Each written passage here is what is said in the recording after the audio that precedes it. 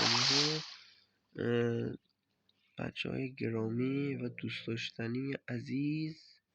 واقعا دوست داشتنی درسته. بله خب ما الان باید بریم بالا. رفتم بالا شروع میکنم. دوستان عزیز، کیان بالاخره یه بار عقلش کار کرد. یعنی نه خیلی باهوشه مثل همیشه است که چیز کرد. ببخشید اومد به ما یه راه حل پیشنهاد داد و ما تونستیم بالاخره اون جهنم رو رد کنیم. این دفعه میخوایم با عقل خودمون اینجا هم رد کنیم. چجوری؟ اینجوری. من اینجا پارکور انجام میدم دارم پاره میشم. 2 بار افتادم پایین مردم. یه بار که خود بازی من انداخت پایین. بازی که صافه بازی مگه میتونه دور بندازه پایین؟ بله من انداخت.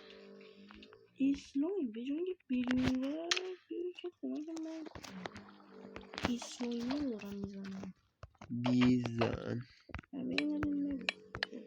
بالاخره افتاد پایین مردم. مو به مو اینجا بودم اینجا من دور لایک بلکن میکنم. شمشیر گلدی. خب دوستان بالاخره تونستیم رد بشیم. میخوام دوستان به عشق شما اینجا تمام کنم. تا ویدیوی بعدی